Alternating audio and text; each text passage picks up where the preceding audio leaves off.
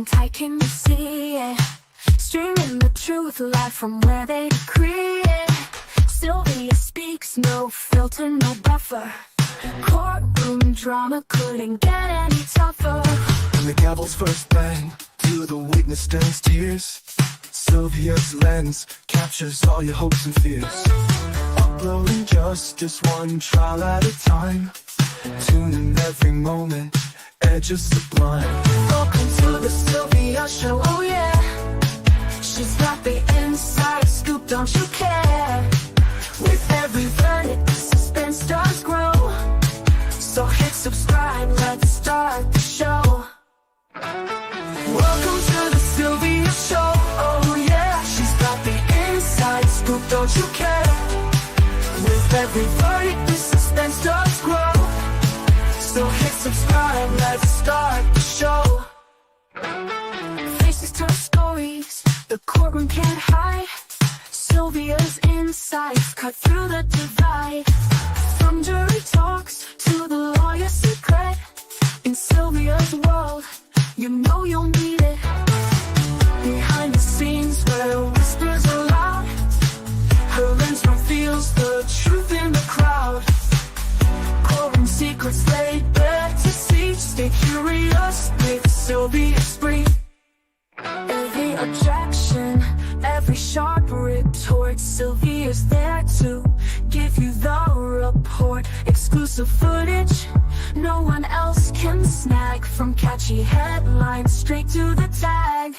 Welcome to the Sylvia Show, oh yeah. She's got the inside scoop, don't you care? With every verdict, the suspense does grow. So hit subscribe, let's start the show. Welcome to the Sylvia Show, oh yeah. She's got the inside scoop, don't you care? With every verdict, the suspense does grow. So hit subscribe, let's start the show. Faces tell. Hey guys, hey everybody. How are you guys doing? And y'all, I still have my hat on because I'm waiting on Dallas to color my hair. She hasn't colored my hair yet. And like the cut part is all gray, and then at the top I have all the colors. So we're just gonna wear this hat right now. This is the fashionable, so I put my earrings on. Remember my new earrings that I got? I put the earrings on so I can look fashionable.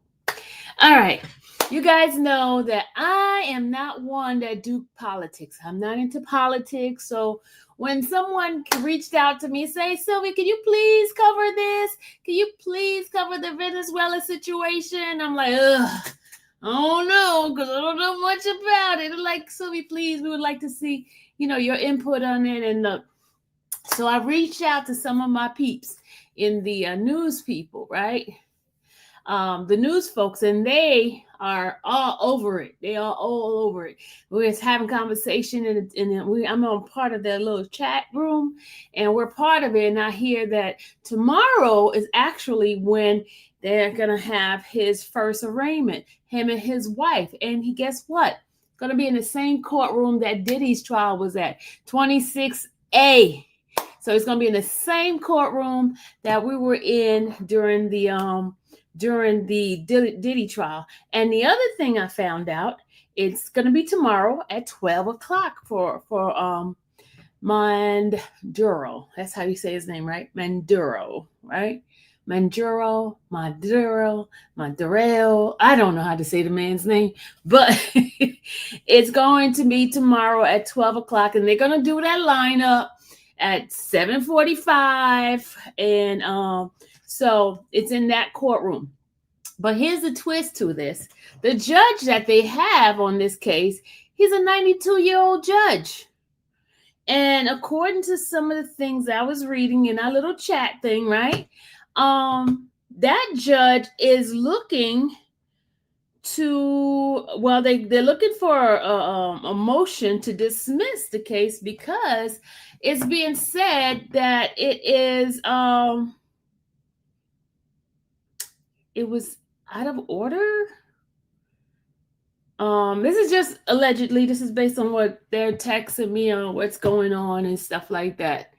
One thing, Maduro was not the legitimate president of Venezuela. And other thing, okay, hold on. He was not the legitimate president of Venezuela. And the other thing is he was fixing to let China and Russia come in to fix the oil situation in Venezuela. Oil is all over the streets and lake. Okay, thank you for that. Thank you for that, 411, because you know what? I'm just getting into it, so I really don't know much of it, but I'm trying to oblige to my folks who wanted me to cover it, and they said to cover this too. But you know what? I can't do any better. I can't do any better. So what I'm gonna do? I'm gonna play some clippings for you guys and kind of give you a little bit, because I know some of you guys have already watched the news, the press, right?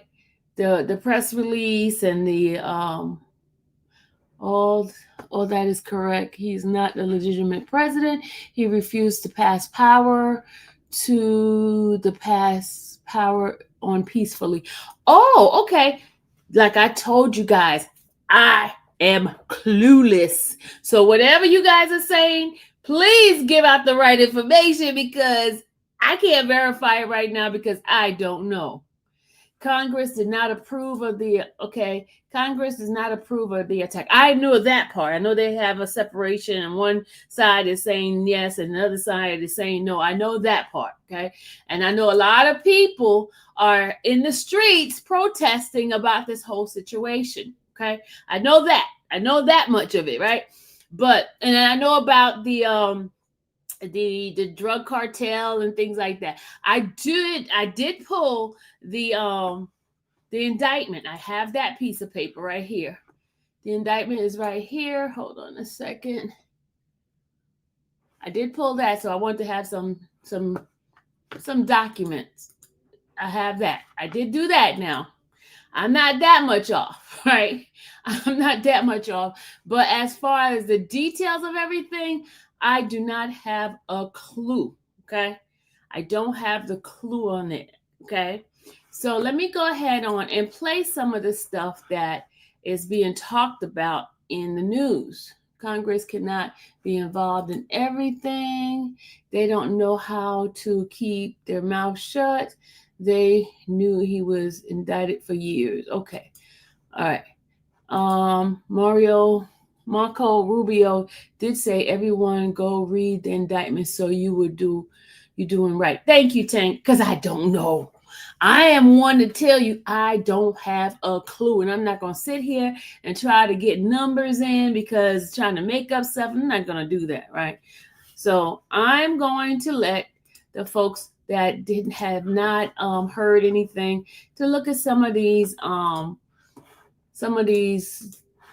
people talking about it. So let's go ahead and watch the first video that I pulled up.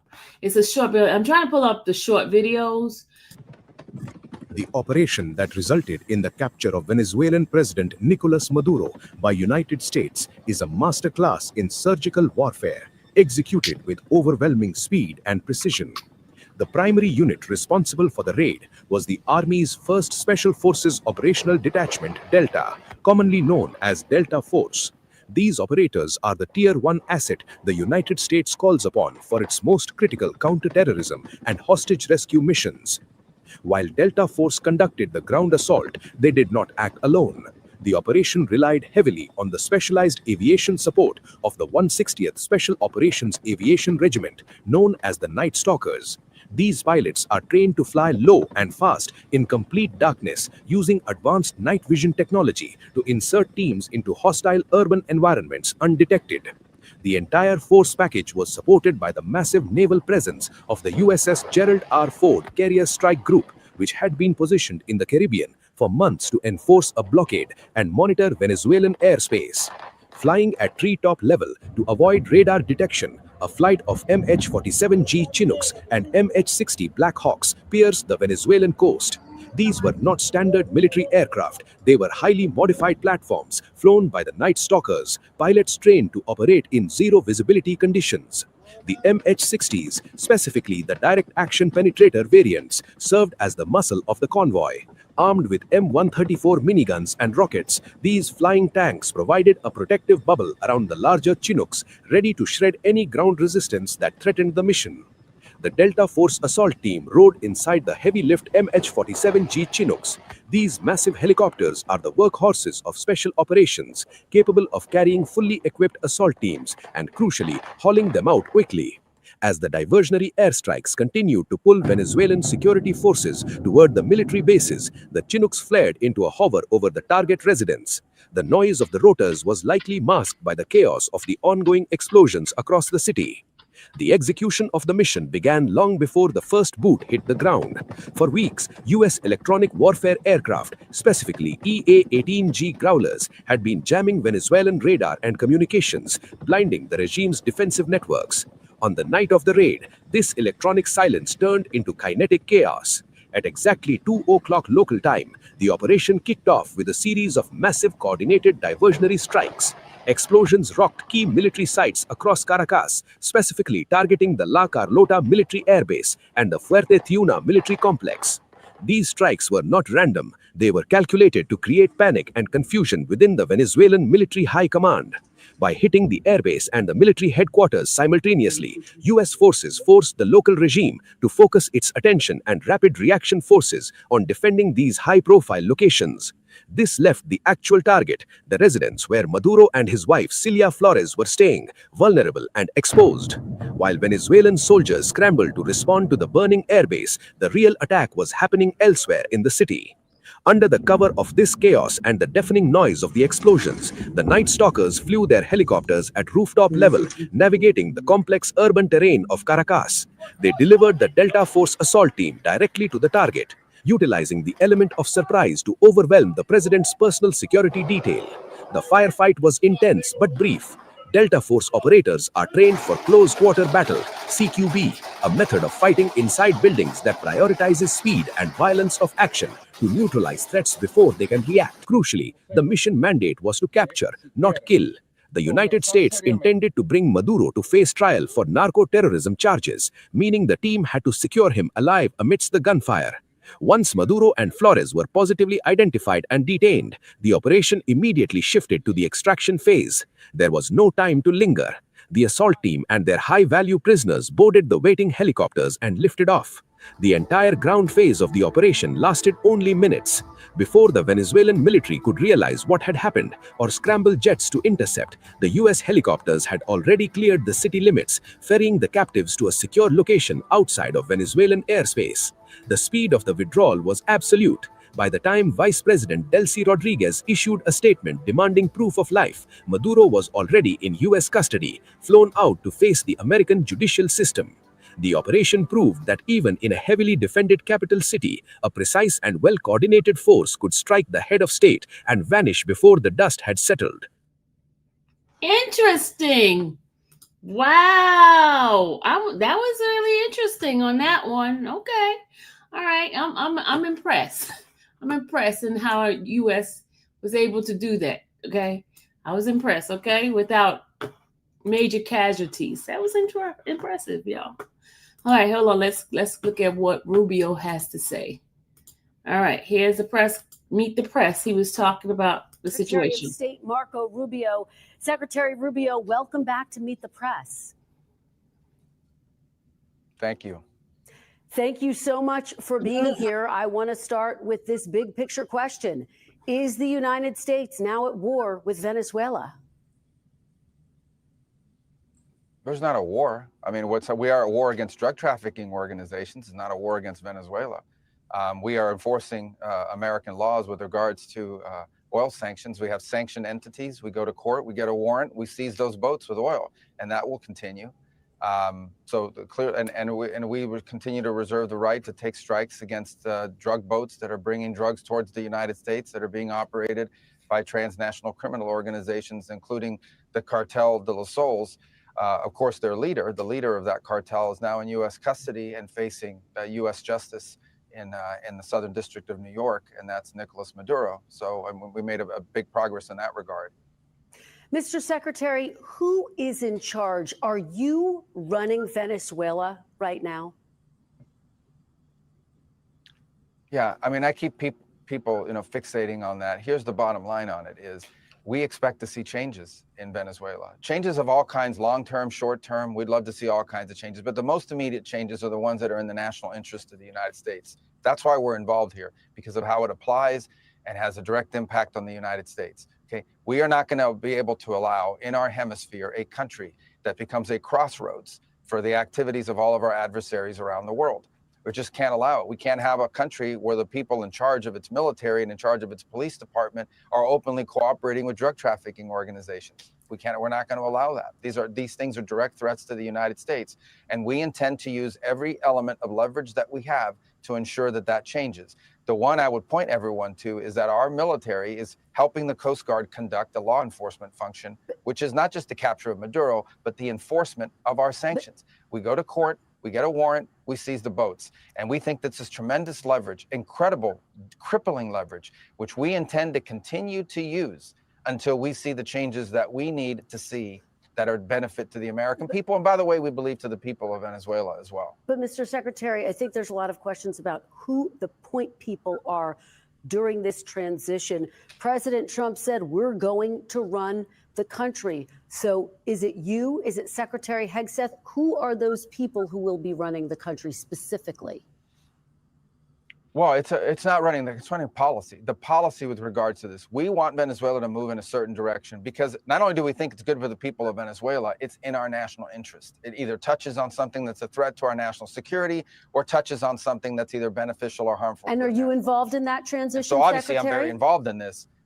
Well, of course. I mean, I think everyone knows I'm pretty involved on politics in this hemisphere. Obviously, as Secretary of State and National Security Advisor, very involved in all these elements. The Department of War plays a very important role here, along with the Department of Justice, for example, because they're the ones that have to go to court. So this is a team effort by the entire national security apparatus of our country, but it is running this policy. And the goal of the policy is to see changes in Venezuela that are beneficial to the United States, first and foremost, because that's who we work for, but also, we believe, beneficial for the people of Venezuela, who have suffered tremendously. We want a better future for Venezuela, and we think a better future for the people of Venezuela also is stabilizing for the region and makes the neighborhood we live in a much better and safer place. President Trump said the administration is working with Maduro's Vice President, Delcy Rodriguez. Why does the administration oppose working with the opposition leader, Maria Corina Machado? She's the Nobel Peace Prize winner, of course, as well. Her coalition has the support of 70% of Venezuelans. Why not work with her? Well, a couple things. First of all, Maria Corina Machado is fantastic, and she's someone I've known for a very long time, and that whole movement is. But we are dealing with the immediate reality. The immediate reality is that, unfortunately, and sadly, but unfortunately, the vast majority of the opposition is no longer present inside of Venezuela. We have short-term things that have to be addressed right away. We all wish to see a bright future for Venezuela, a transition to democracy. All of these things are great, and we all want to see that. I've worked on that for 15 years on a personal level, both in the Senate and now as National Security Advisor and Secretary of State. These are things I still care about, we still care about. But what we're talking about is what happens over the next 2-3 weeks, 2-3 months, and how that ties to the national interest of the United States. And so we expect to see more compliance and cooperation than we were previously receiving. With Nicolas Maduro, you could not make a deal or an arrangement. Although he, by the way, was given very generous offers. He could have left Venezuela as recently as, a week and a half ago. There were opportunities available for him to avoid all of this because he's not someone we can work with. He suckered the Biden administration into stupid deals. He's made a career out of not keeping deals and figuring out how to save himself by buying time. And President Trump was not going to fall into that trap. So now there are other people in charge of the military and police apparatus there. They're going to have to decide now what direction they want to go. And we hope they will choose a different direction than the one Nicolas Maduro picked. Ultimately, we hope this leads to a holistic transition all the way around in Venezuela, societal, political, all of that. We're in favor of all of that. But right now, we have to take the first steps. And the first steps are securing what's in the national interest of the United States and also beneficial to the people of Venezuela. And those are the things that we're focused on right now. No more drug trafficking, no more Iran, Hezbollah presence there, and no more using the oil industry to enrich all our adversaries around the world and not benefiting the people of Venezuela, or frankly, benefiting the United States and the region. You talk about a holistic transition. I think there's a lot of focus on potential elections. How soon will elections be held? Within 30 days, Mr. Secretary? Elections? Well, look, this is a country that's been governed by this regime now for 14 or 15 years. The elections should have happened a long time ago. The elections did happen. They lost them, and they didn't count the votes, or they refused to count the votes, and everyone knows it. So all of that, I think, is premature at this point. There's a lot of work to be done here. Right now, what we are focused in, let's be realistic here. What we are focused on right now is all of the problems we had with when Maduro was there. We still have those problems in terms of them needing to be addressed. We are going to give people an opportunity to address those challenges and those problems. Until they address it, they will continue to face this oil quarantine. They will continue to face pressure from the United States. We will continue to target drug boats if they try to run towards the United States.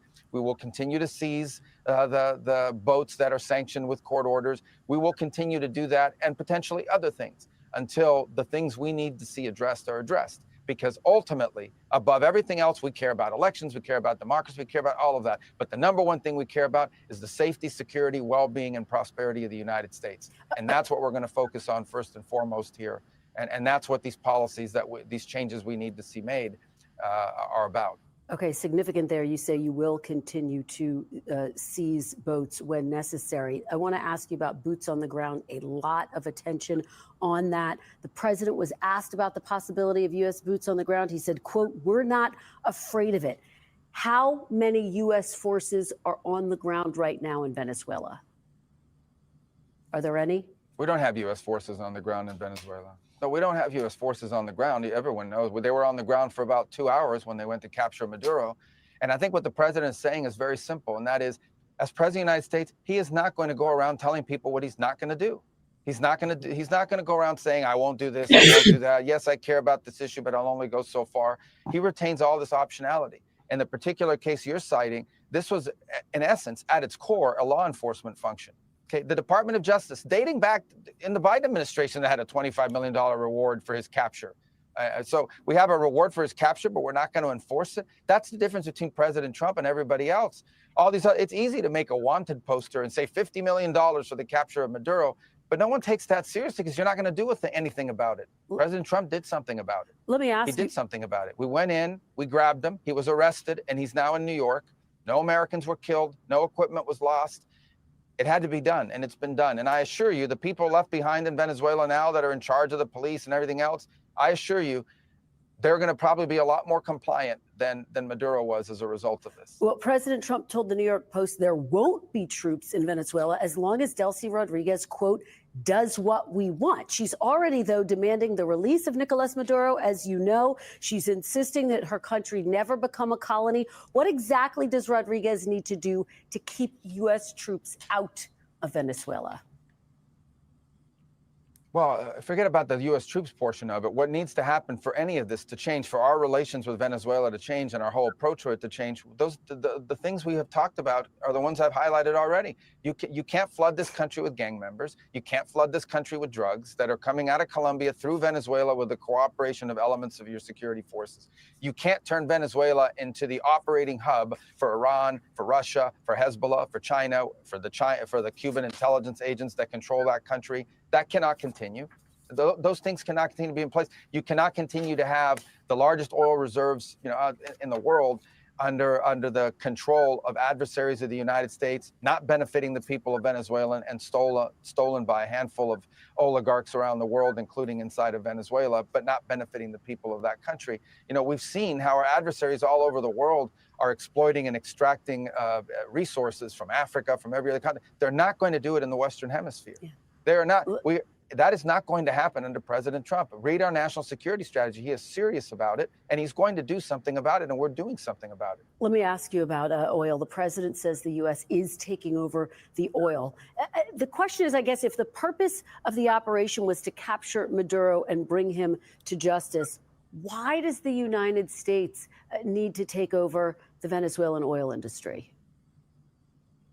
Well, we don't need to. First of all, let me go back up. We don't need Venezuela's oil. We have plenty of oil in the United States. What we're not going to allow is for the oil industry in Venezuela to be controlled by adversaries of the United States. You have to understand, why does China need their oil? Why does Russia need their oil? Why does Iran need their oil?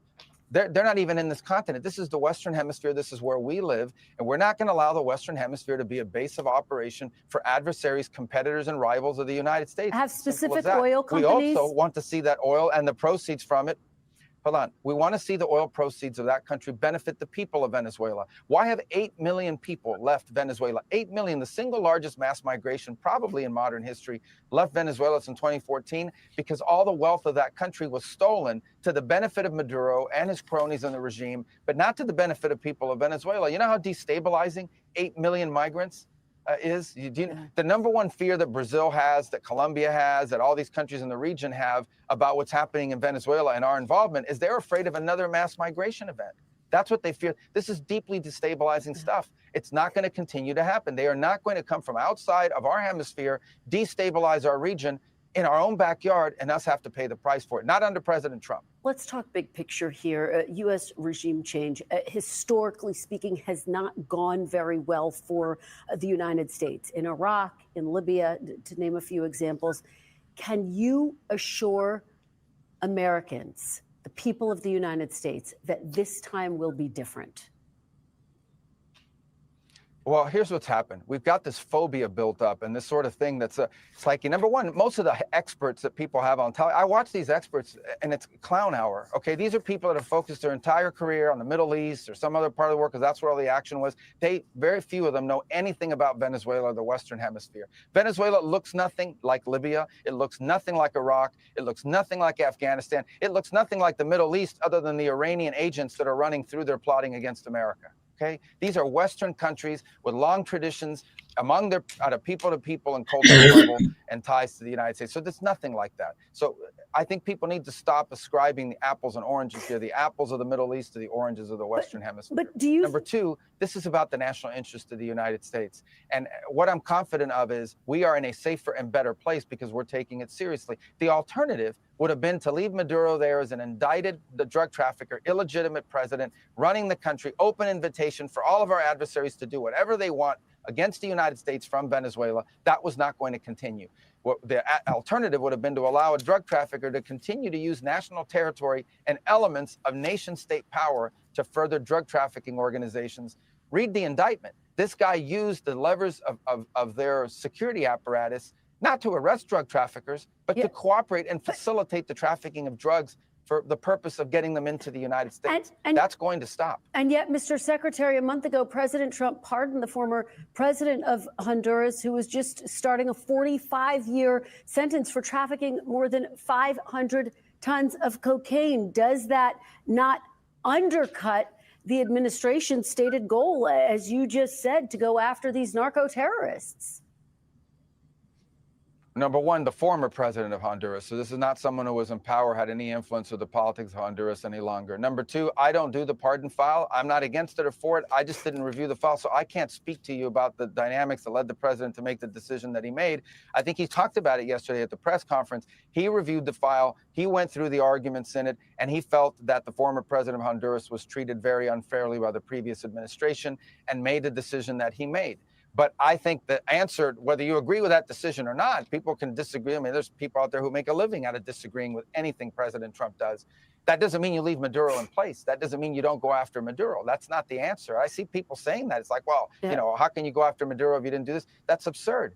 The answer to that, whether you have a problem with it or not, is not to leave in place someone who's been indicted, who hasn't even faced American justice yet, but now will. Yeah, and you're absolutely right. I was referencing, obviously, the former president. White House Chief of Staff Susie Wiles told Vanity Fair that an attack on Venezuela's mainland would require approval from Congress. Why didn't that happen, and will it happen with any future action the administration plans to take in Venezuela or elsewhere? This was not an action that this was not an action that required congressional approval. In fact, it couldn't require congressional approval because this was not an invasion. This is not an extended military operation. This was a very precise operation that involved a couple of hours of action. It was a very delicate operation, too. It was one that required all these conditions to be in place at the right time in the right place. You couldn't afford leaks. We couldn't afford anything out there that would have endangered the mission and gotten people killed or killed off the mission and the optionality. We didn't even know if the mission was going to happen. How can you notify something you're not even sure if it can happen? Because in order for it to happen, you needed to have weather conditions in place. He needed to be at the right place at the right time. We needed to have forces prepared to go. There were a lot of factors in place. It was a trigger-based operation. You can't notify that, number one, because you don't even know what's going to happen, if those conditions will ever align. And number two, you can't risk it being disclosed. But this was not an attack on Venezuela. This was a law enforcement function to capture an indicted drug trafficker. And of course, we needed the Department of War to support it, because they do have anti-aircraft missiles that could shoot down those helicopters. But will you? We had to take down radars. We had to take down those anti-air elements on the way in and on the way out. And that's what this was limited to. But will you seek congressional approval for any further action in Venezuela or the region? Well, we will seek congressional approval for actions that require congressional approval, but otherwise they will get congressional notification. And this is not an operation that required congressional approval. In fact, this is an operation akin to what virtually every single president for the last 40 years has conducted. The difference is that when it's Donald Trump, all these Democrats go bonkers. Is the Cuban government the Trump administration's next target, Mr. Secretary? Very quickly. Well, the Cuban government is a huge problem. Yeah, the Cuban government is a huge problem. First of all, is that a yes? Cuba, but I don't think people fully appreciate. I think they're in a lot of trouble. Yes, I'm not going to talk to you about what our future steps are going to be and our policies are going to be right now in this regard, but I don't think it's any mystery that we are not big fans of the Cuban regime, who, by the way, are the ones that were propping up Maduro. His entire internal security force, his internal security apparatus is entirely controlled by Cubans. One of the untold stories here is how, in essence, you talk about colonization, because I think you said Delcy Rodriguez mentioned that the ones who have sort of colonized, at least inside the regime, are Cubans. It was Cubans that guarded Maduro. He was not guarded by Venezuelan bodyguards. He had Cuban bodyguards. Wow. In terms of their internal intelligence, who spies on who inside to make sure there are no traitors, those are all Cubans. All right. Secretary of State Marco Rubio, thank you for joining us after an incredibly busy 48 hours. Really appreciate it. We thank you for watching, and remember. All right, that is let's go ahead on. That was okay. Now next. You know me, I have to go get all the little videos. Hold on a second. I got another one for y'all. I got another one for you guys. Hold on. Because you guys know I told you I don't know anything about this. So I have to go with what others are saying about this in the news, in fact. Okay, this is what I just pull up, why did U.S. invade Venezuela? This is for those who, okay. Hold on a second.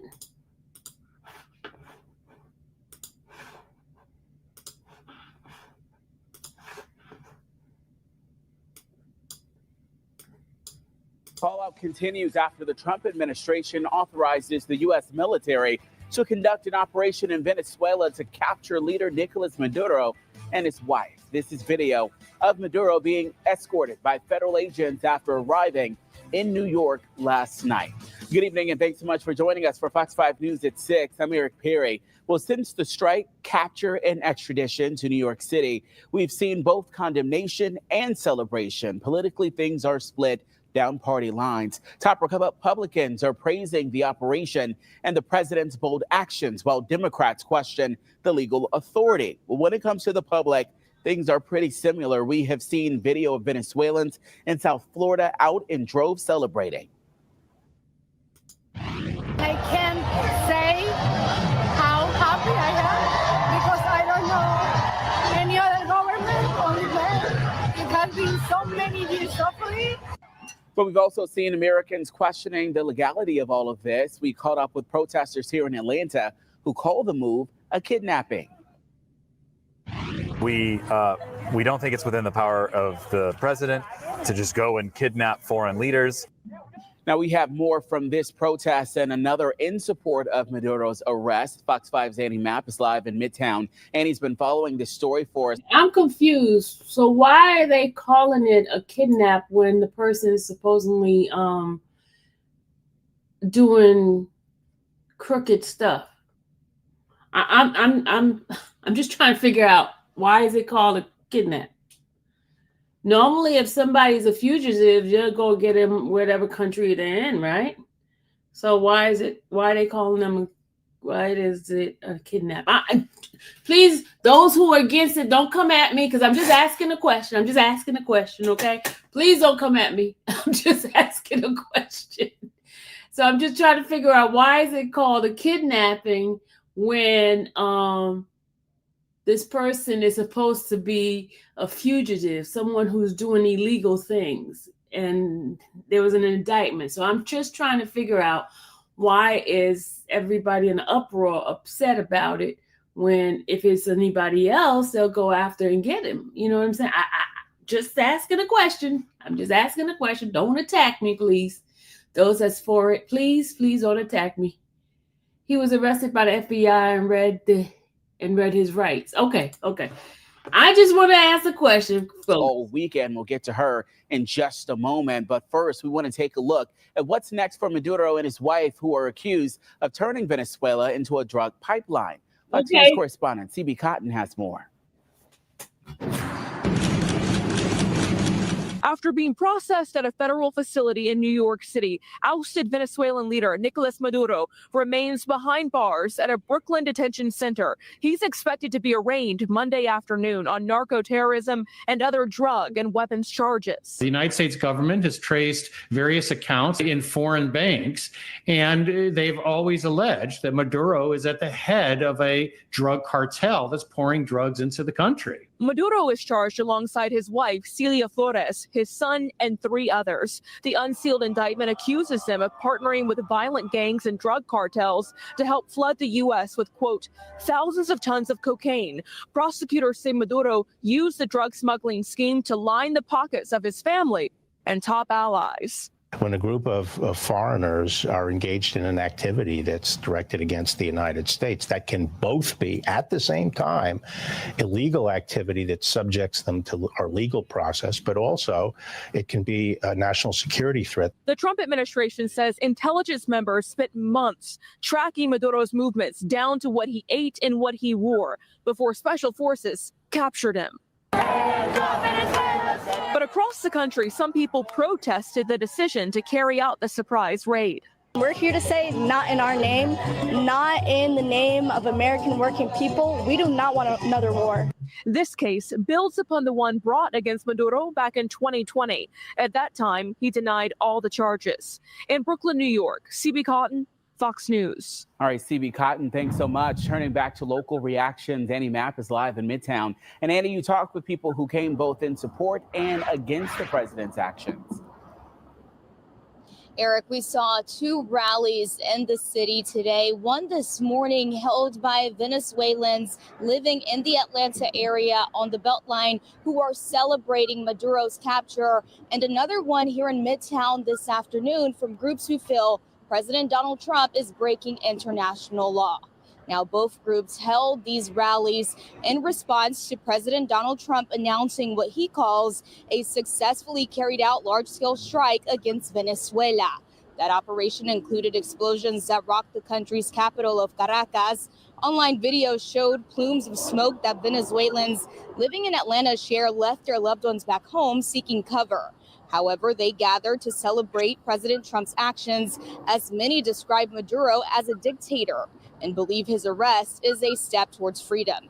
At the same time, groups protested the president's actions as they say under international law, the U.S. doesn't hold the power to capture the working head of state of any country. Venezuela is a wonderful country, and we have dealt with a lot for 26 years, and so I think we deserve having freedom. And that I don't think that Donald Trump has the best interest in the people of Venezuela, and I think that it sets a dangerous precedent.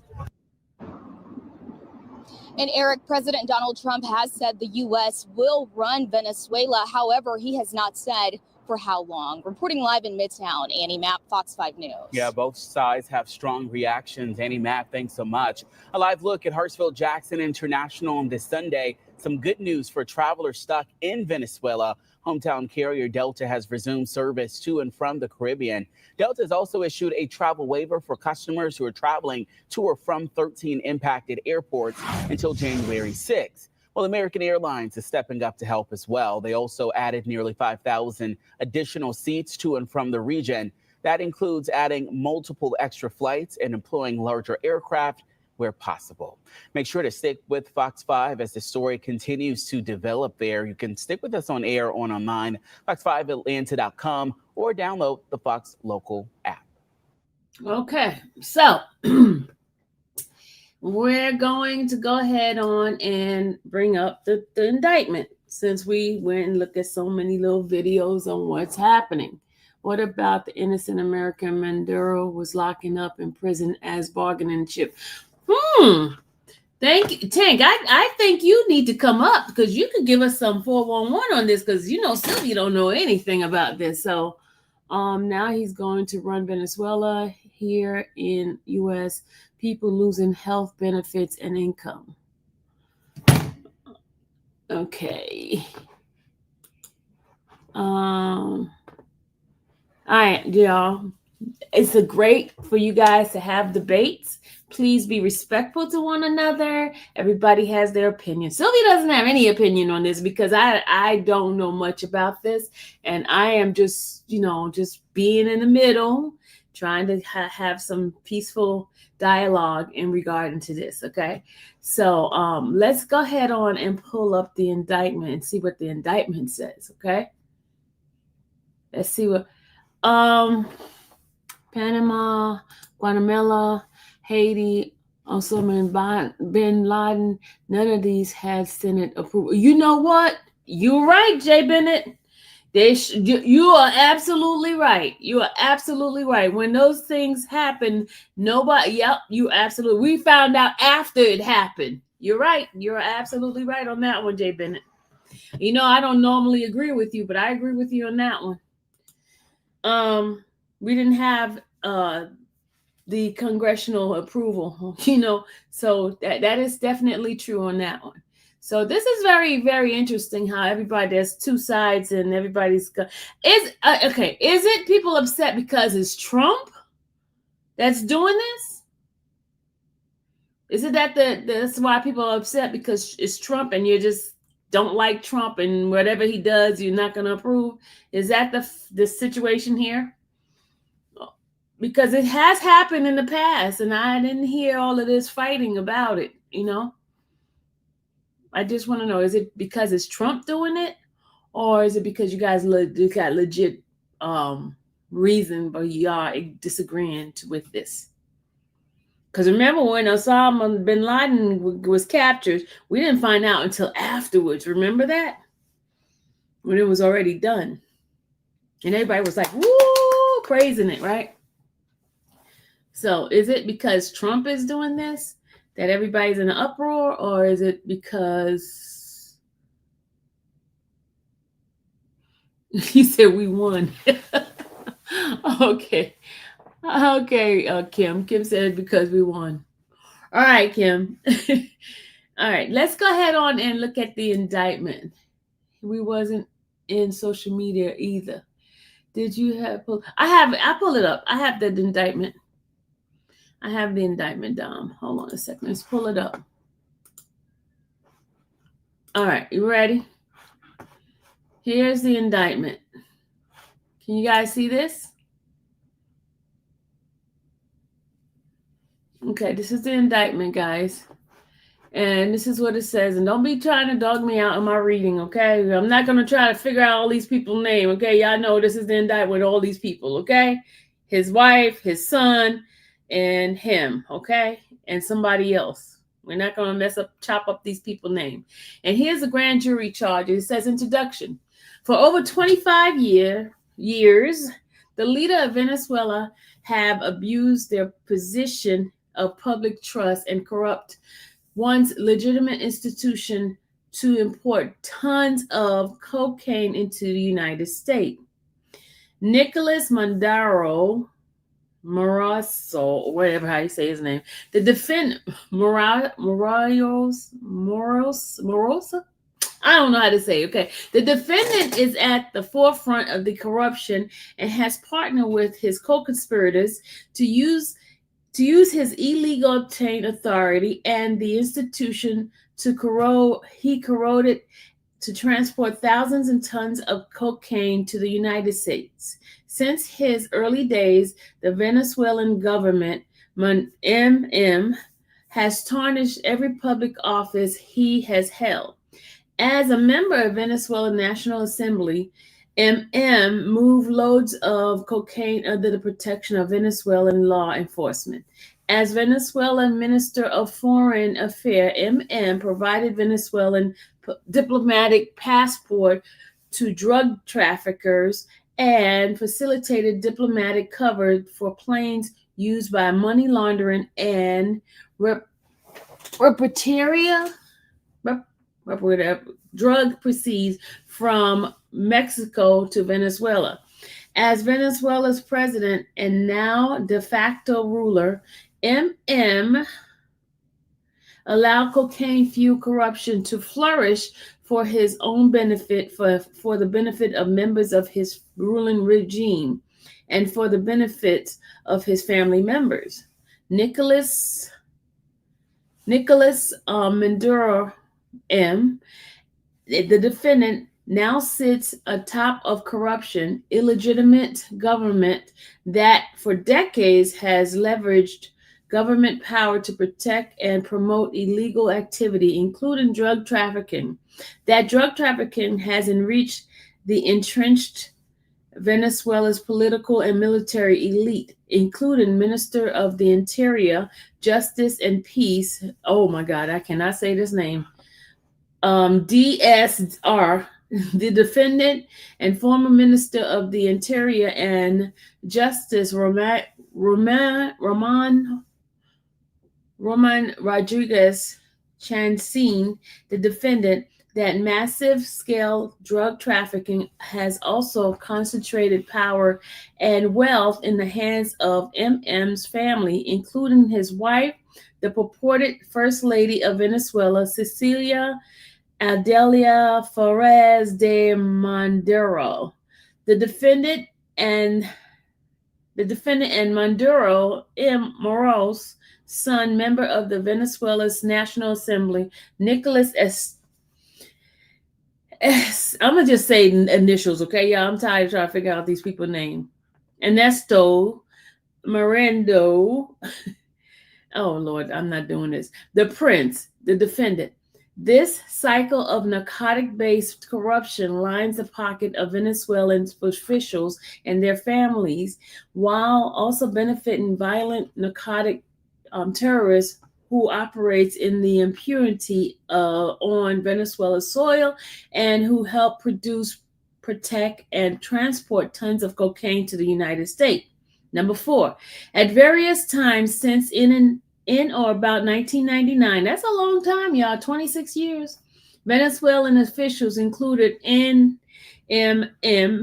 or whatever all these names here, the defendants have partners with narco terrorists from the Frazera. Oh my God, y'all, these names, I can't do it.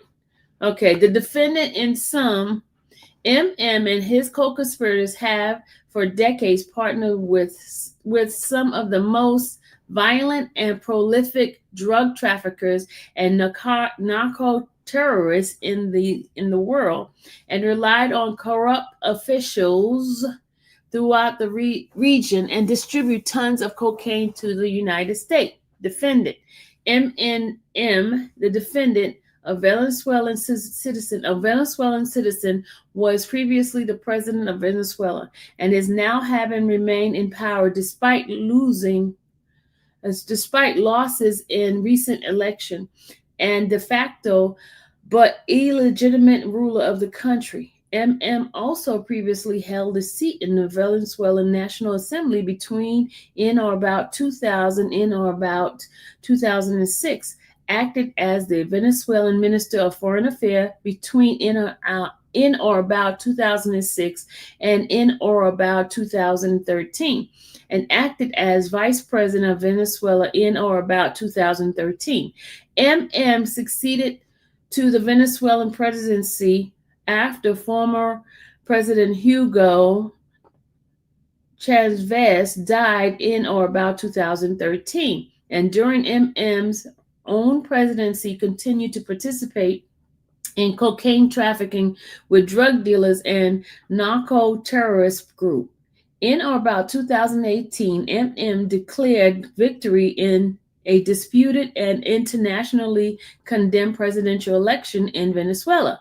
In or about 2019, Venezuela's National Assembly invoked the Venezuela's constitution and declared that MM had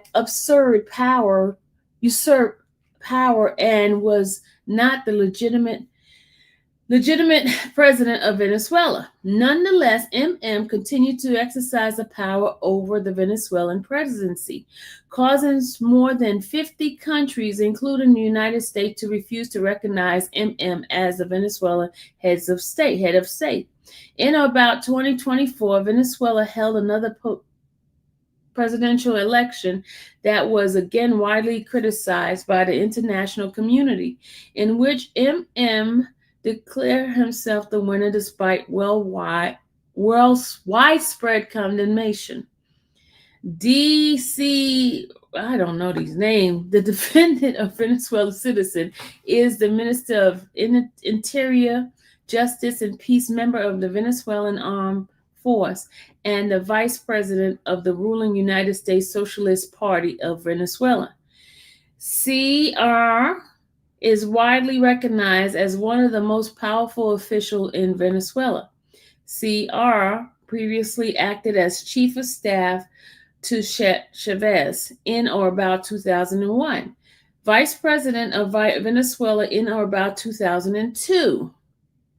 Governor of Venezuela, Miranda State, between in or about 2004 and in or about 2008, and the president of Venezuela National Assembly between in or about 2012 and in or about 2016, between in or about 2017 and in or about 2020.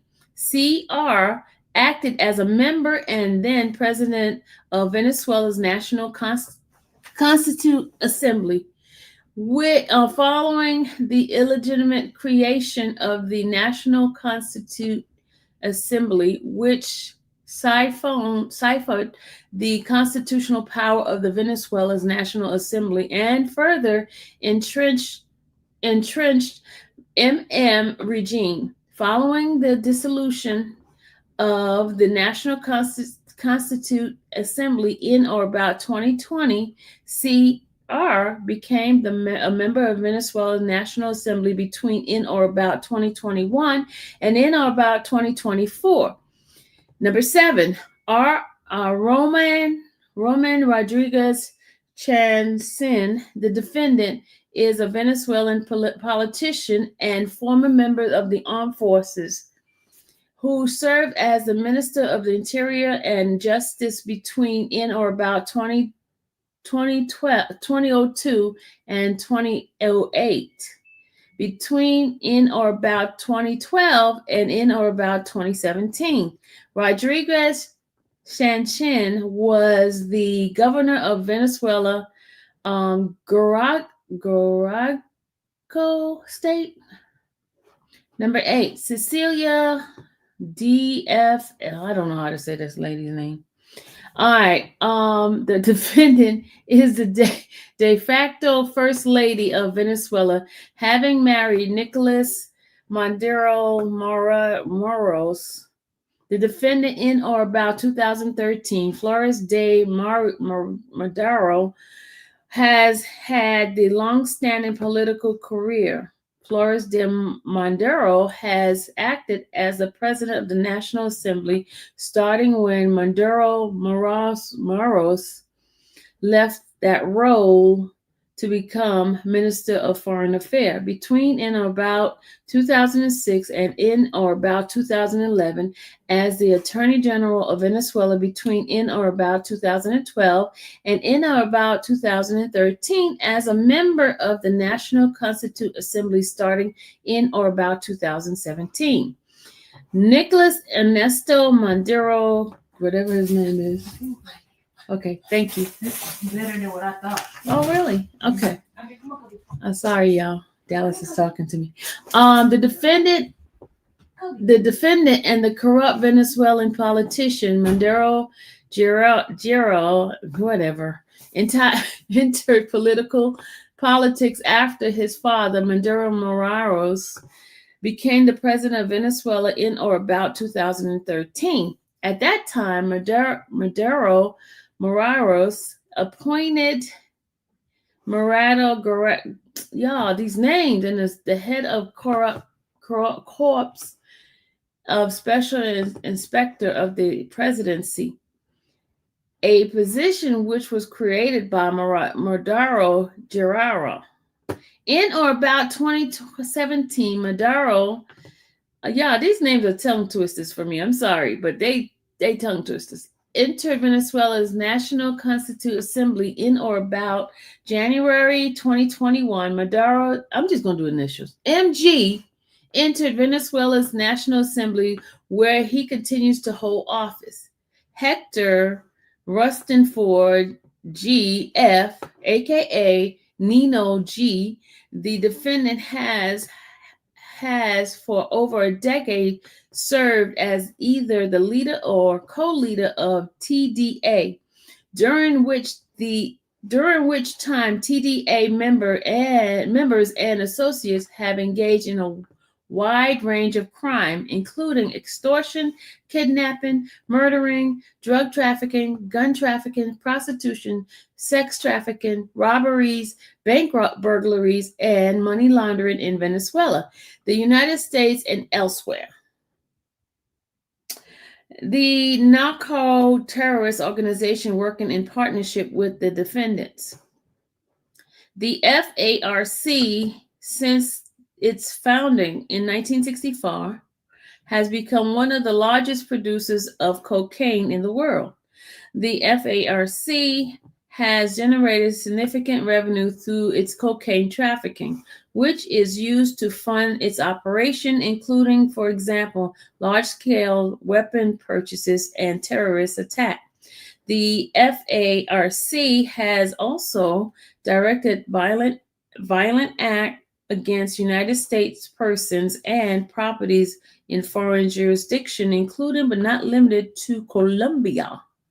For example, from at least in or about 2003 to in or about 2008, FARC leadership ordered FARC members to kidnap and murder United States citizens and to attack United States interests in order to dissuade the United States from continuing its efforts to fumigate and disrupt the FARC manufacturing and distribution of cocaine and cocaine paste.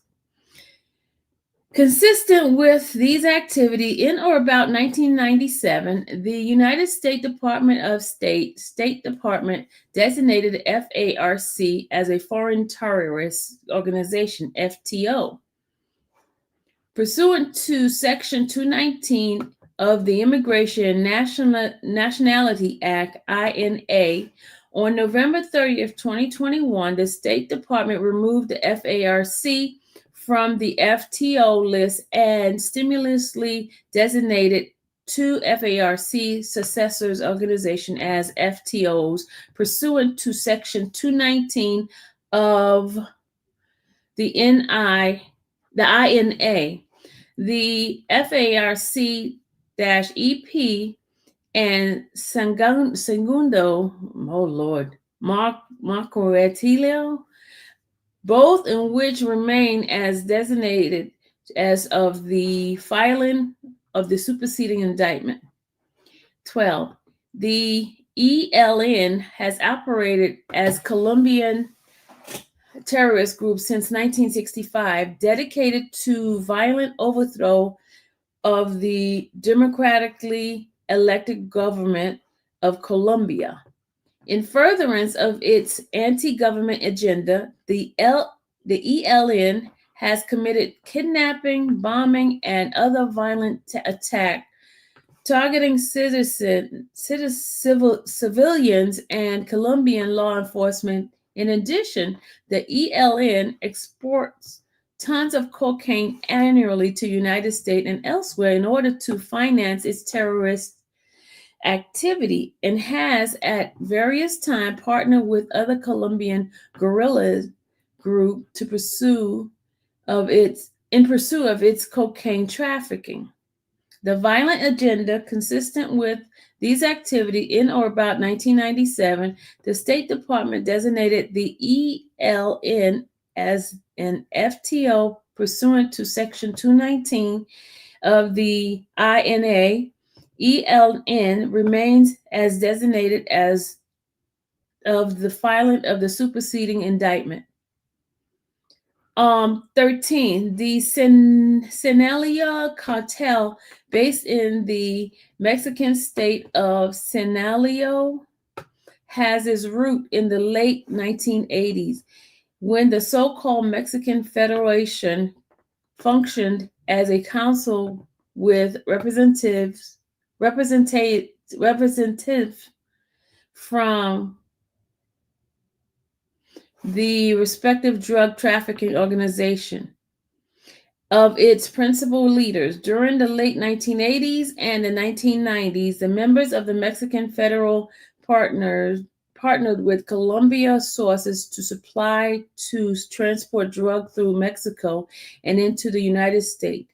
In the early 2000s, Jack Quinn, I don't know how to say that man, Guzman, aka El Chapo, and Ishmael Zambanda Garcia, aka El Mayo, formed a partnership that led to transformation of the Mexican Federation into Sinaloa cartel, which became the largest drug trafficking organization in the world. At the present, the Sinaloa cartel is highly organized and active in more than half of all states in Mexico. Though a sophisticated and heavily armed security apparatus, the Sinaloa cartel wield power through fear, threats, and violence, including by killing police, civilian, and members of other criminal groups who encroach on their territory without authorization. Members of the Sinaloa cartel may also be killed for perceived disloyalty and disobedience as to send a message. To further and protect its drug interests, the Sinaloa cartel engaged in other criminal conduct, including bribery, extortion, and weapon trafficking. As an additional means of revenue and profit, the Sinaloa cartel engages in migrant smuggling and human trafficking. Consistent with these activities, in or about February 2025, the State Department designated the Sinaloa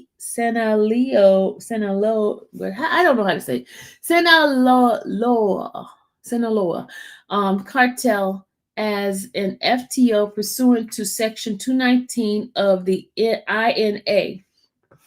The Sinaloa cartel remains so designated as of the filing of this superseding indictment. 14. The Zeta, later known as the Cartel de Noreste, CDN, is a violent and prolific transnational drug organization based in the northeastern Mexico involved in drug trafficking, kidnapping, extortion, human smuggling, and other illicit activity. The junta used violence to exert criminal control, including attack against government officials in Mexico. Between in or about 2000 and in or about 2010, the Zeta formed an alliance with the Gulf Cartel, a group of drug trafficking primarily based in the northern Mexico, whereby the Zeta served as the armed militaristic wing of the Gulf Cartel to maintain control of drug trafficking routes throughout Mexico. The Zeta recruited members of the Mexican Special Forces along with drug traffickers who never served in the military or with a police force to join the organization. In or about the summer of 2010, the Zeta and the Gulf Cartel alliance fractured after a period of intense violence between the imported ton quantity of cocaine to the United States. Consistent with these activities, in or about February 2025, the State Department designated CDN, formerly known as a Zeta, as an FTO pursuant to Section 219 of the INA. CDN, referred to as the Zeta, is in this superseding indictment remains so designated as of the filing of this superseding indictment. Number 15, TDA is a violent transnational criminal organization that originated as a prison gang in Venezuela.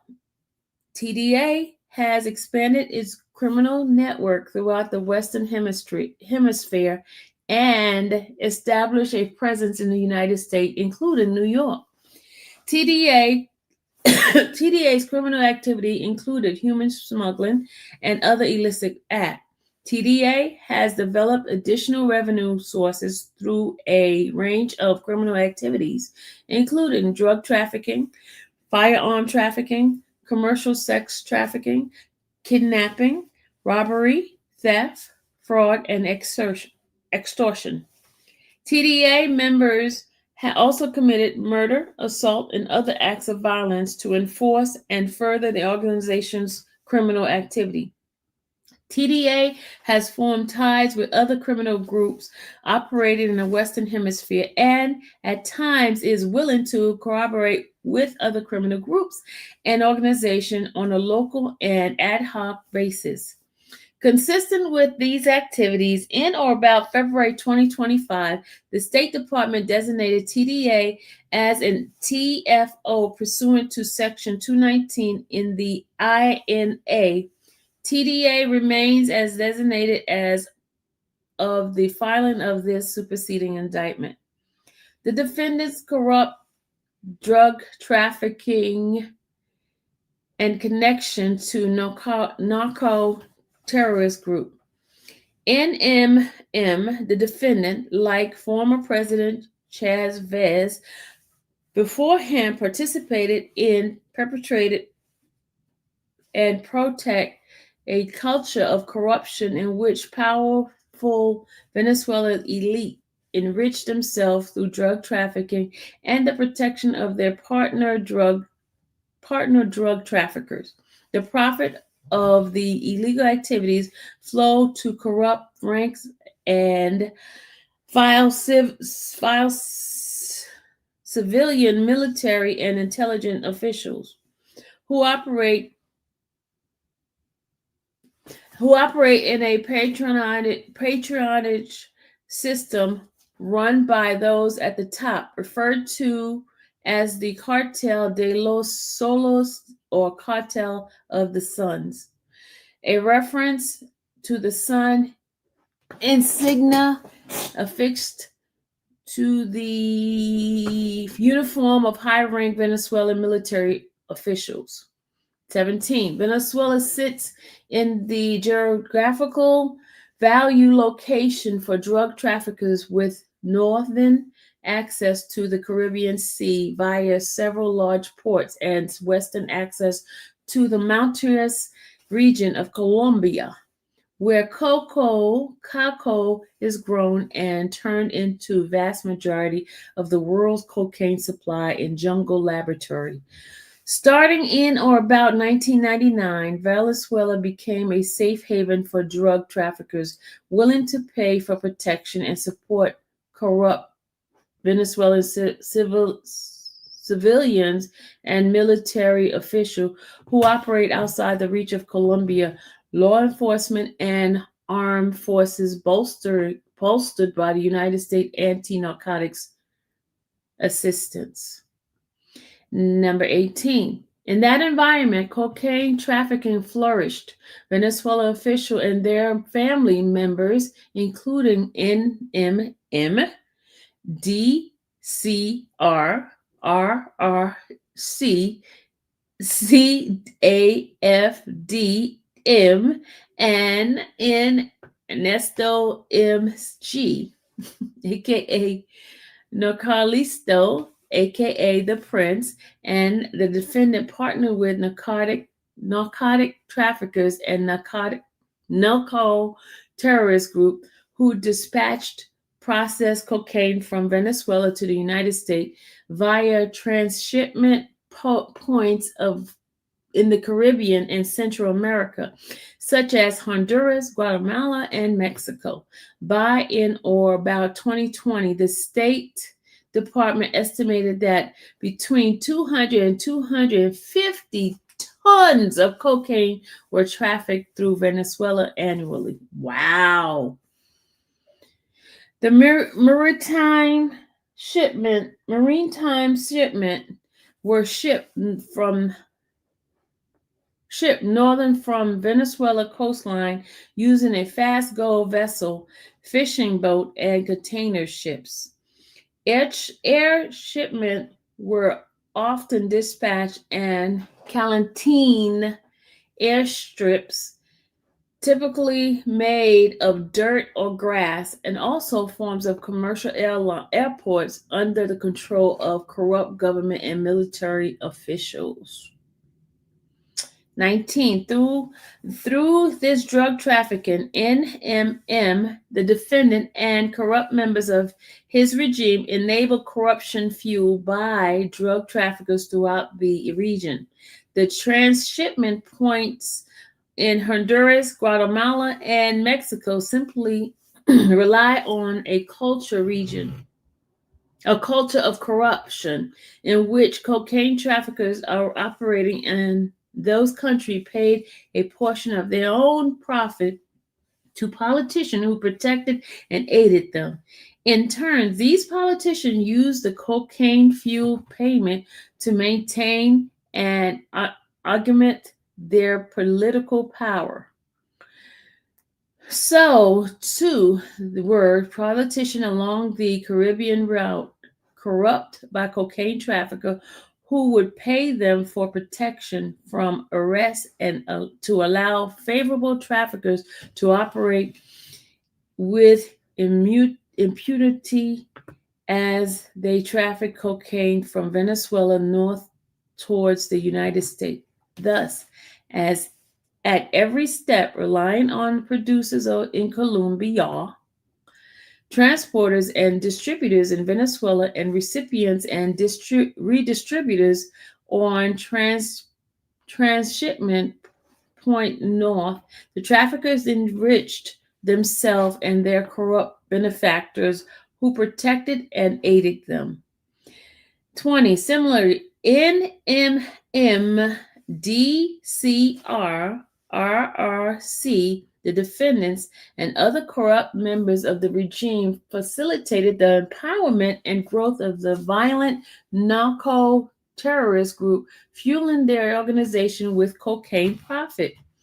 These narco-terrorist organizations not only work directly with and send profit to high-ranking Venezuelan officials, but also reap the benefits of increasing value of that cocaine as such transshipment point along the way to the United States, where demands and thus the price of cocaine is highest. Those organizations include the FARC and ELN, which control cocaine production in the Monteros region of Colombia. The Sinaloa cartel and Zeta, which control routes in Central America and the method of crossing cocaine from Mexico to the United States, and the TDA, which control a criminal network able to assist with the transportation of cocaine within Venezuela and on Venezuela coast. Avert Act in furtherance of defendants' drug trafficking and narco-terrorist conspiracy. The defendants, together with others, engaged in the relentless campaign of cocaine trafficking throughout the time period charged in this superseding indictment, resulting in the distribution of thousands of tons of cocaine to the United States. Throughout, the NMM, the defendant, along with members of his family and other corrupt officials, provided law enforcement cover and logistics support for the transport of cocaine through Venezuela, with knowledge that their drug trafficking partners would move the cocaine north to the United States. While this conduct occurred regularly and repeatedly throughout the time period charged, below are certain examples of acts engaged in by the defendants in furtherance of their drug trafficking, including a partnership with narco-terrorist group. Now, between approximately 2006 and 2008, while acting as Venezuela's Minister of Foreign Affairs, MM sold Venezuela's diplomatic passport to individuals that MM knew were drug traffickers in order to assist trafficking seeking to move drug proceeds from Mexico to Venezuela under diplomatic cover. Then the drug traffickers needed to move the drug proceeds from Mexico back to Venezuela. MM facilitated the movement of private planes under diplomatic cover to ensure the flight received no scrutiny from law enforcement or the military. On these occasions, MM called the Venezuelan embassy in Mexico to advise that a diplomatic mission would be arriving by private plane. Then, while the traffickers met with the Venezuelan ambassador of Mexico under the auspices of the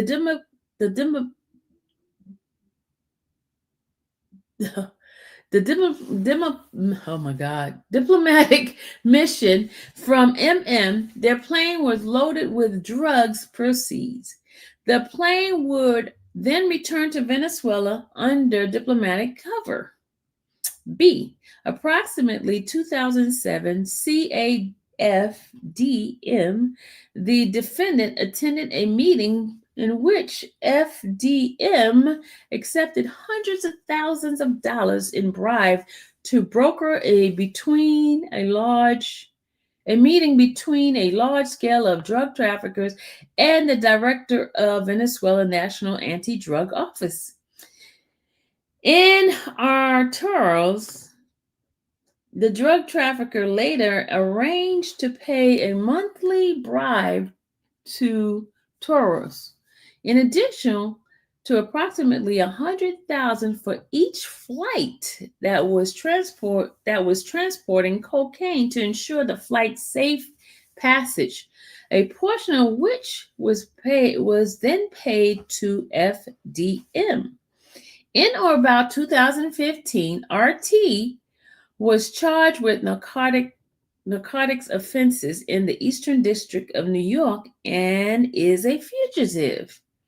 C, in or about 2003 and in or about 2011, while DCR, the defendant, occupied various official positions in Venezuela, the Zeta worked with a group of Colombian drug traffickers to dispatch cargo containers on container ships carrying 5 to 6 tons of cocaine each, and sometimes as much as 20 tons each, from ports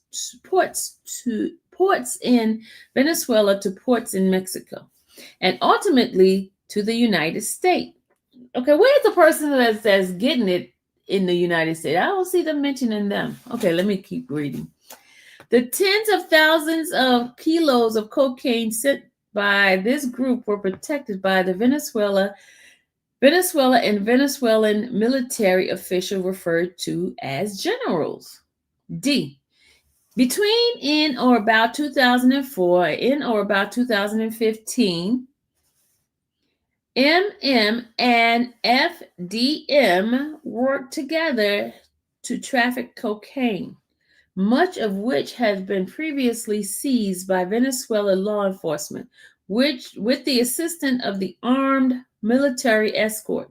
During this time, MM and FDM maintained their own group of state-sponsored gang known as the Colectivo to facilitate and protect their drug trafficking operation. MM and FDM also ordered kidnapping, beatings, and murders against those who owed them drug money and otherwise undermined their drug trafficking operation, including ordering the murder of a local drug boss in Caracas, Venezuela. E. In or about 2006, Venezuelan officials dispatched more than 5.5 tons of cocaine from Venezuela to Mexico on a DC-9 jet. CR, then director of Venezuela Military Intelligence Agency, Hugo A.C.B., aka El Pollo, who in June 2025 pled guilty to in this district to narco terrorism, and narcotics and weapon offenses in the first superseding indictment in this case, S111CR205 AKH, and Venezuela National Guard Captain VKV Ramirez worked with other members of the Venezuela regime to coordinate the shipment. The more than 5.5 tons of cocaine were transported in approximately 5 vans of the hangar reserved for the Venezuela president at Simon Bolivar International Airport in Venezuela. At the airport, members of the Venezuela National Guard loaded the cocaine onto the plane, which took off using a flight plan that V. Ramirez approved in exchange for bribe. Despite the payment of those bribes, when the plane landed in whatever the airport is in Mexico, authorities seized more than 5.5 tons of cocaine. Shortly after the seizure, V. Ramirez told the Venezuela drug traffickers who worked with him that they needed to pay CR a bribe to ensure that those who had assisted them in the airport would not be arrested. VR then arranged a meeting with CR, after which the traffickers paid approximately $2,500,000, right? 2.5 million to CBCR through his family members. In or about 2013, VR was charged with narcotics offenses in the Eastern District of New York and is a fugitive. F. Between approximately 2006 and 2008, HRGF, aka Nino, the defendant, worked with one of the largest drug trafficker in Venezuela. Walid M. Members of the Venezuelan regime helped protect cocaine shipment that were transported from San Fernando de whatever place that is in Venezuela to Valencia, Venezuela, and were then sent by plane from the Valencia International Airport to Mexico and other locations in the Central America for eventually distribution to the United States. In or about 2008 and in or about 2009, GF also provided another major Venezuelan drug trafficker with protection for cocaine shipment moving from Venezuela, including by providing armed men who carried, among other automatic weapons, AK-47s, MP5s, and AR-15s, as well as grenades.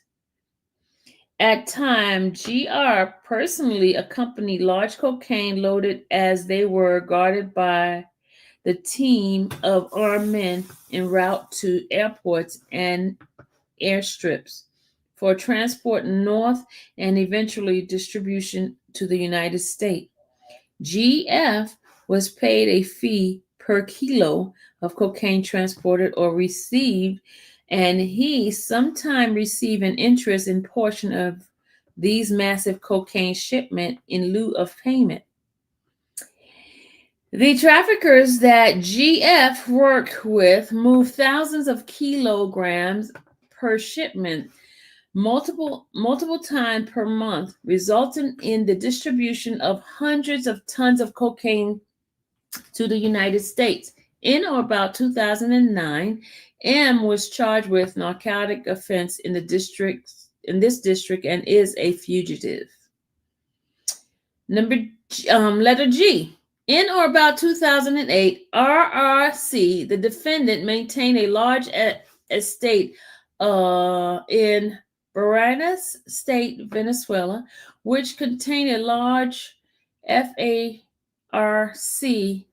encampment and training school with approximately 200 armed FARC members carrying automatic rifles at any given time. During this time, RC accepted tens of thousands of dollars in bribes to use his corrupt influence to shield a large-scale drug traffickers from arrest and extradition. During subsequent meetings with the drug traffickers between in or about 2008, in or about 2010, RC discussed the trafficking multi-ton quantities of cocaine with other Venezuelan officials, including CB. H. In or about 2011, the Simulio cartel, then leader Jean-Claude G.L., aka El Chapo, financed cocaine laboratory in Colombia. Colombia produced in those laboratory was then transported under the protection of the FARC into Venezuela and Moors and CR. In or about September 2013, mere months after MM succeeded in the Venezuela presidency, Venezuelan official dispatches approximately 1.3 tons of cocaine on commercial flights from the M airport to Paris Charles de Gaulle airport, the one in French. French authorities seized the cocaine. Following the seizures, MM conveyed a meeting with, among others, CR and CB.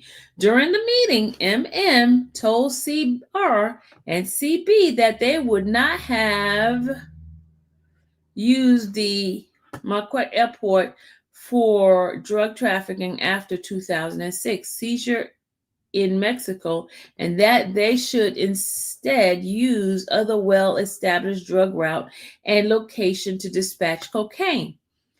Shortly thereafter, MM and others authorized the arrest of certain Venezuelan military officials in an effort to divert public and law enforcement scrutiny away from MM.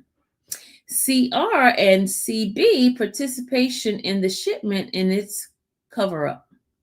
J. Between approximately 2014 and 2015, a captain of the Venezuelan National Guard on Margarita Island, Venezuela, coordinated hotel transportation, women, and food for visitors by Venezuelan officials, including NEMG, aka Nicolisto, aka the Prince, a defendant who visited Margarita Island approximately twice monthly. MG would arrive on a Falcon 900 plane owned by Venezuela's state oil company. Petroles de Venezuela S.A., PDVSA, before leaving the island, MG PDVSA plane would be loaded sometime with the assistance of armed sergeant with large packages wrapped in tape with the captain understood were drugs. MG was present while the PDVSA plane was loaded and on one occasion stated that the plane could go wherever it wanted, including the United States. K. Between in or about October 2015 and in or about November 2015, Efren Campo Flores and Franquez San Francisco Flores de Fortios, two relatives of MM and FDM, agreed during recorded meeting with the DEA confidential sources to dispatch multiple 100-kilo cocaine shipment from MM presidential hangar at the Marquita airport. During recorded meeting with the sources, Campo Flores and Flores de Fritos explained that they were at war with the United States, described the Cartel de los Solos, discussed a connection to a commander for the FARC who was supposedly high-ranked and indicated that they were seeking to raise $20 million in drug proceeds to support a campaign by Flores de Maduro in connection with the late 2015 election of the Venezuelan National Assembly. Campos Flores referred to Menendez Morris as his father and stated that what we want is for him to take control again of the National Assembly. In or about November 2016, Campo Flores and Flores de Fritas were convicted on trial in the District of conspiring and import cocaine into the United States. Number one, in or about 2017, MG worked to ship hundreds of kilos of cocaine from Venezuela to Miami, Florida. During this time, MG spoke with his drug trafficking partner, among other things, shipping low-quality cocaine to New York because it could not be sold in Miami, arranging a 500-kilogram shipment of cocaine to be loaded from a cargo container near Miami and using scrap metal container to smuggle cocaine into the port of New York. In or about 2018 and 2019, Rodriguez Sanchin made multiple trips from Barinas, state of Caracas, with a key FARC leader for meeting with MM. These trips were part of a long history of RC's regular meeting with FARC and ELN members in both their jungle encampment and Varanus, because RC was assigned by MM to provide the FARC and ELN with protection and support. RC also brought FARC leaders to meet MM in Miraflores, the presidential palace in Caracas, as well as the Frontal Tinuna, the chief military complex in Caracas and headquarters of Venezuela's Ministry of Defense. And in or about July 2019, shortly after FARC leader had publicly returned to arms despite the signing of recent peace accord with the Colombian government, MM and CR attended a videotape press conference at which MM announced that FARC and its leader were welcome in Venezuela. Oh, in or about 2019, TDA's leader, GF, discussed drug trafficking with an individual he understood to be working with the Venezuelan regime. Over multiple calls, GF offered to provide escort services for drug loads, explaining that GF and TDA had control of the coastline of Venezuela's Aragua state. GF, speaking with TDA base of operation in Tocaran prison, explained that TDA could handle the logistic of every aspect of the drug trade, including the use of storage compartment that GF called cradles, located on the beach of Aragua State. In doing so, GF confirmed TDA's ability to protect over 1 ton of cocaine. In or about 2024, MG attended a meeting in Medellin, Colombia, with 2 representatives of the FARC. During the meeting, MG discussed arrangement to move the large quantity of cocaine and weapons through Colombia and into the United States over the course of 6 years until in or about 2026. MG also discussed paying the FARC with weapons in connection with the cocaine loads. In or about 2007, at the direction of CB, Venezuelan General Cliver AC, I don't know how to say his name, delivered to FARC leadership 4 crates of weapons from Venezuelan government, which included 20 grenades and 2 grenade launchers.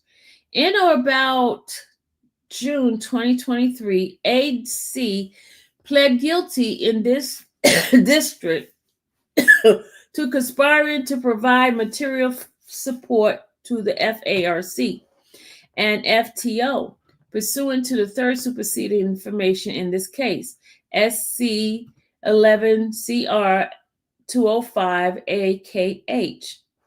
Between in or about 2022 in or about 2024, CR regularly traveled to clandestine airstrips controlled by the ELN near the Colombia-Venezuela border to ensure the cocaine's continued safe passage in Venezuelan territory. From these airstrips, cocaine was dispatched out of Venezuela both on flights approved by Venezuelan military officials and clandestine flight designed to avoid detection by law enforcement or militaries in the South and Central America. In or about the end of 2024, CR received narcotic proceedings from the cocaine trafficking. And in or about 2025, Colombian drug traffickers discussed with the associate of CR's plan to continue cocaine trafficking through Venezuela. Statutory allegation count 1, narcotic terrorism conspiracy. 22, paragraph 1 through 21 of this superseding indictment are realleged and incorporated by reference as through full set herein. 23, from at least in or about 1999 up to and including in or about 2025 in the offense begun and committed out of the jurisdiction of the particular state or district of United States, NMM, DCR, and RRC, the defendants and other known and unknown, at least one of whom has been and will be first brought to and arrested in the Southern District of New York, intentionally and knowingly combined, conspired, confederated, and agreed together and with each other to violate Title 21 United States Code Section 960A. 24. It was a part and an object of the conspiracy that NMM, DCR, and RRC, the defendants, and other known and unknown, would and did engage in conduct that would be punishable under Title 21 United States Code Section 841A if committed within the jurisdiction of the United States, to wit, the distribution of and possession with the intent to distribute 5 kilos and more of mixture and substance containing a detectable amount of cocaine, knowing and intending to provide directly and indirectly something in pecuniary value to a person and organization that has engaged and engages in terrorism and terrorist activity as defined in Title 8 United States Code Section 1182A-2B, or terrorism as defined in Title 22 United States Code Section 2656F-D2. To wit, the following organization has been designated by the United States Secretary of State as FTOs pursuant to Section 219 of the INA during time relevant to this superseding indictment. FARC-EP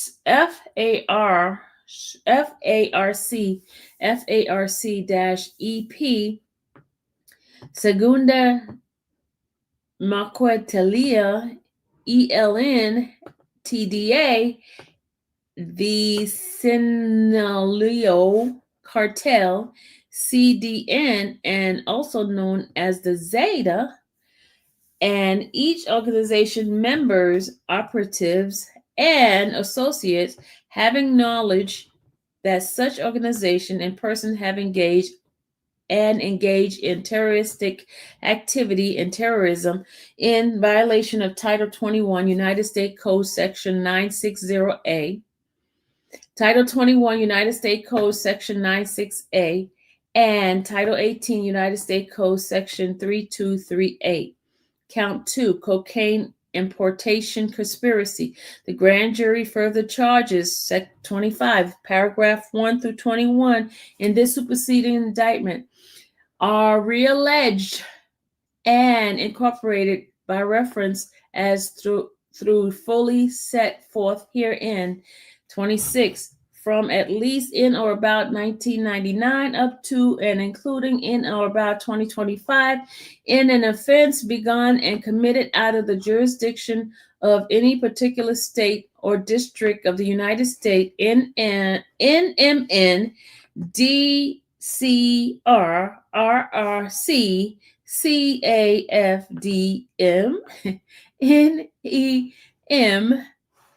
NEMG, aka Nicolisto, aka the Prince, and HRG F, aka Nino, the defendants and other known and unknown, at least one of whom has been and will be first brought to and arrested in the Southern District of New York.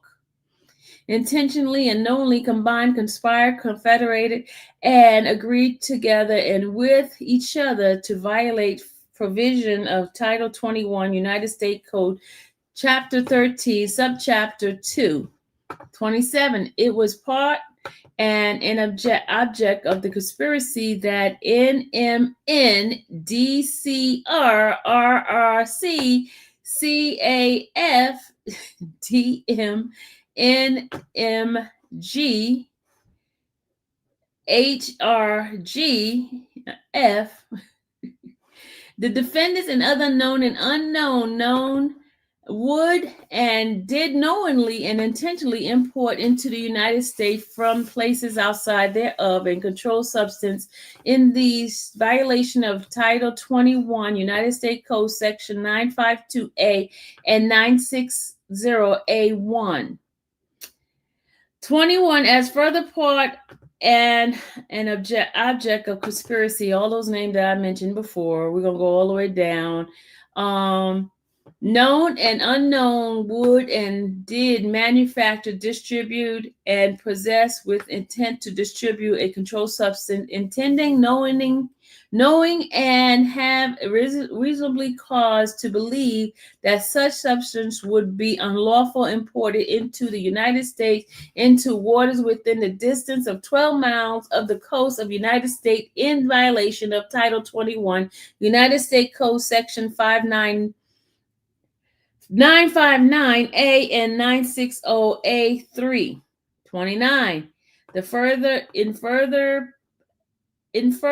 was further as part of the object of the conspiracy. Now all those names again.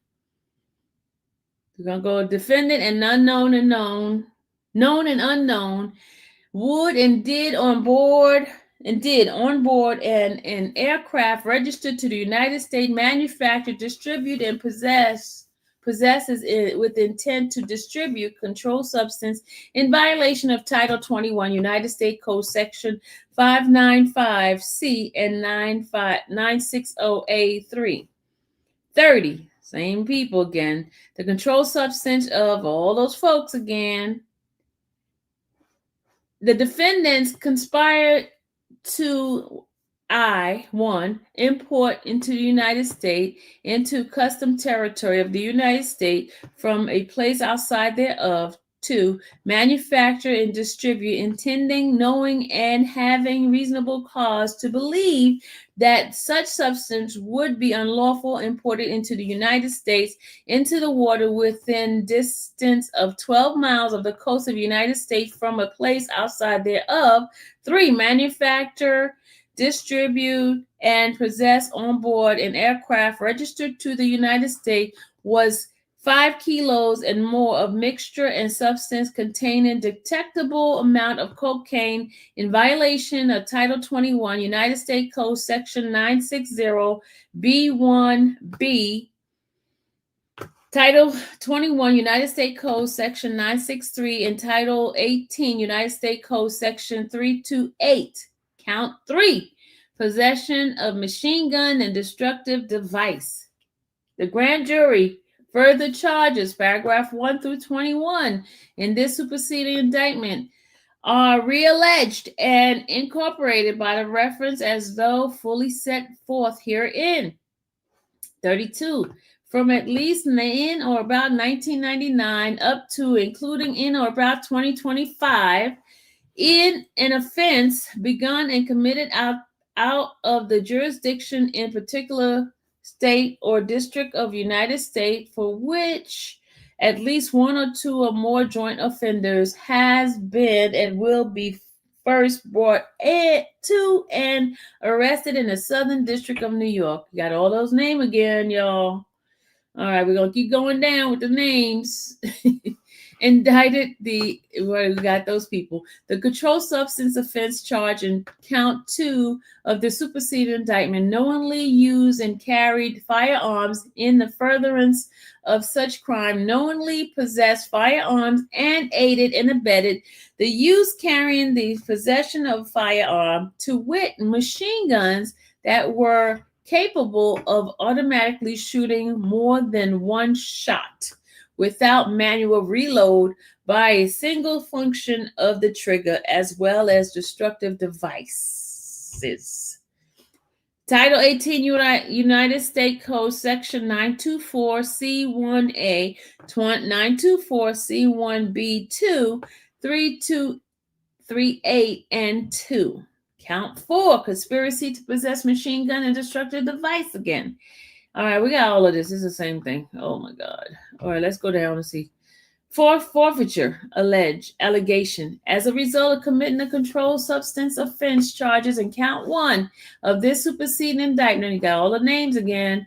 United States Code Section 853 and 970, any and all properties constituting or derived from any proceedings the defendant obtained directly or indirectly as a result of the offenses, and any and all property used or intended to be used in a manner or part to commit or to facilitate the commission of the offenses charged in count 1 of this superseding indictment.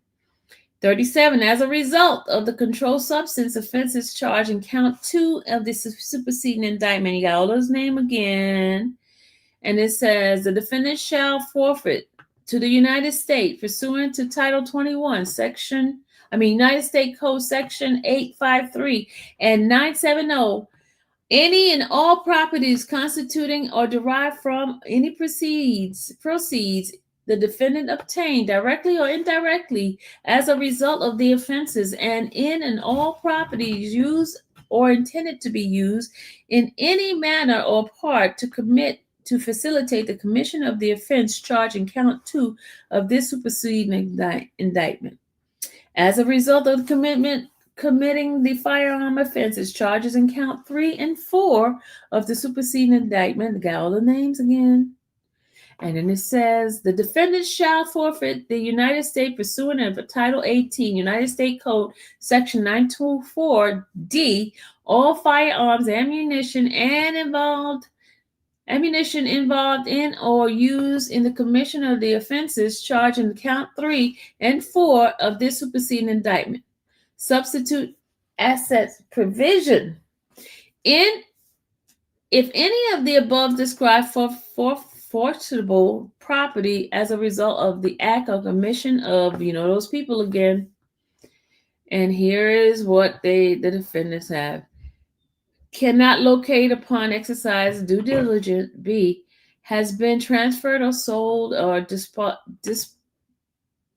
deposit with a third person, has been placed beyond the jurisdiction of the court, has been substantially diminished in value, or has been commingled with other property which cannot be subdivided without difficulty.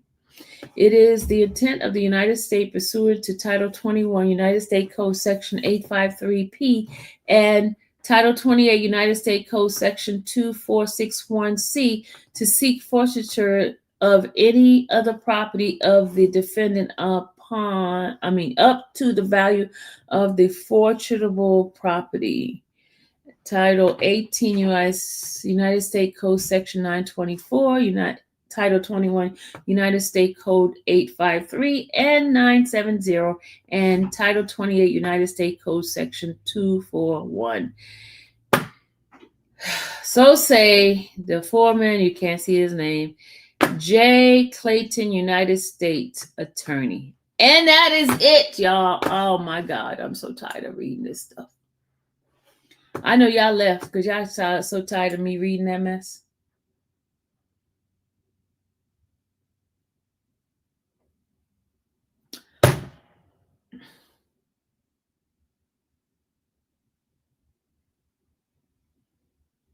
I'm tired of eating that mess. But that was it, y'all. I know I bored the heck out of y'all.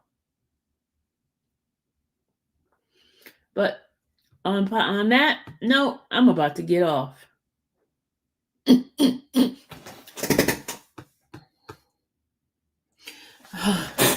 Y'all know I can't read. Look, those names, I was like, I was not going to be butchering these people's name. I know me already. I was not going to butcher people's name up. Y'all welcome.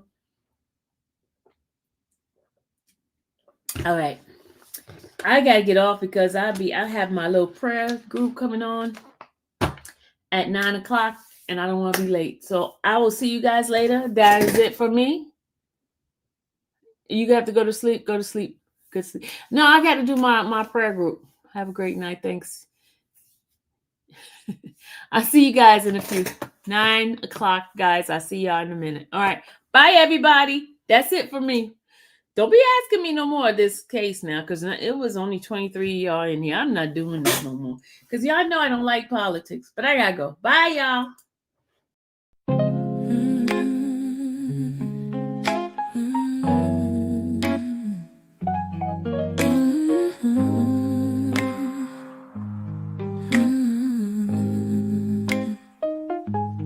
Thank you for watching the infamous Sylvia channel, where laughter and fun make up our panel.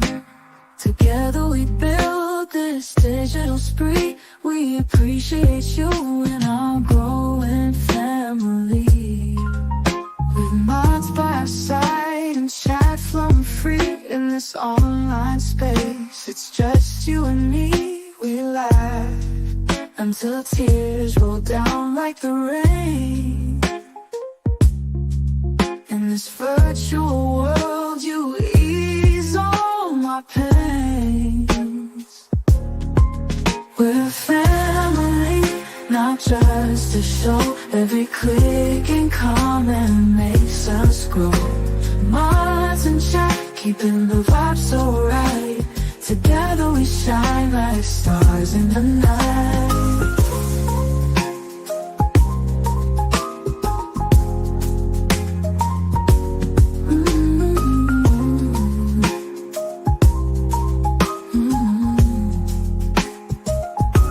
We cherish the moments, the highs and lows, from the latest gossip to stories untold. You're more than a viewer, you're part of the crew in this space of ours.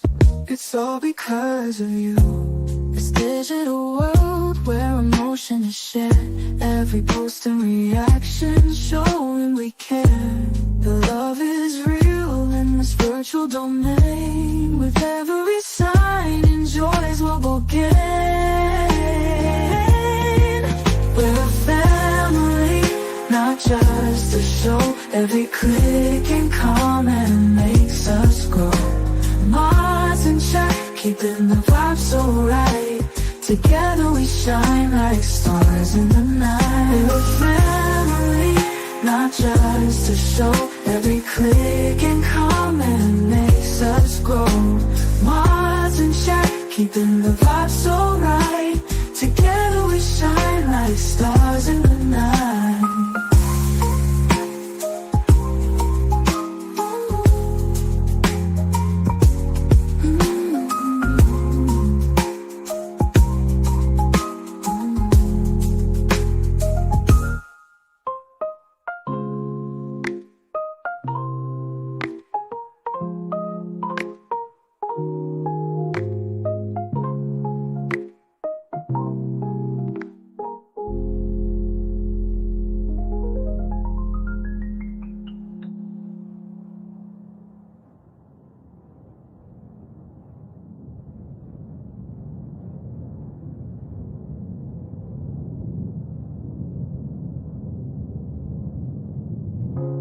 This digital world where emotion is shared, every post and reaction showing we care.